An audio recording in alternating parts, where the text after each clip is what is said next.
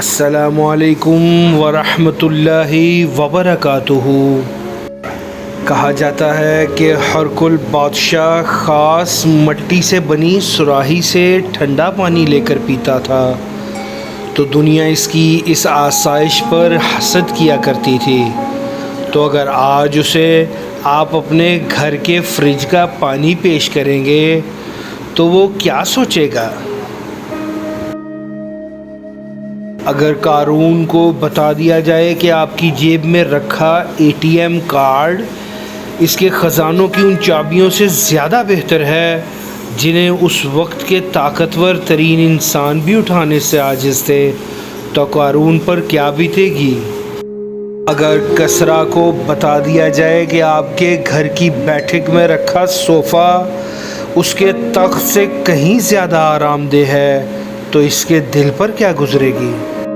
اور اگر کیسر روم کو بتا دیا جائے کہ اس کے غلام شتر مرغ کے پروں سے بنے جن پنکھوں سے اسے ہوا پہنچایا کرتے تھے وہ آپ کے گھروں کے پنکھے اور AC کے 1000ویں حصے کے برابر بھی نہیں، تو اسے کیسا لگے گا؟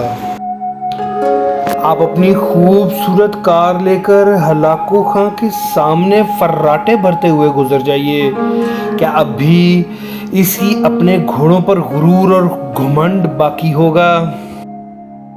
خلیفہ منصور کے غلام اس کے لیے ٹھنڈے اور گرم پانی کو ملا کر غسل کا اہتمام کرتے تھے اور وہ اپنے آپ میں پھولا نہیں سمایا کرتا تھا۔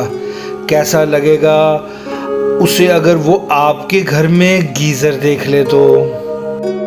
جناب، آپ بادشاہوں کسی راحت میں نہیں رہ رہے ہیں، بلکہ سچ یہ ہے کہ بادشاہ آپ جیسی راحت کا سوچ بھی نہیں سکتے تھے، مگر کیا کیجئے کہ آپ سے تو جب بھی ملیں آپ اپنے نصیب سے نالا ہی نظر آتے ہیں۔ ایسا کیوں ہے کہ آپ کی جتنی راحتیں اور وسعتیں بڑھ رہی ہیں آپ کا سینہ اتنا ہی تنگ ہوتا جا رہا ہے؟ الحمدللہ پڑھیے، شکر ادا کیجئے۔ آئیے اپنی اصلاح کریں۔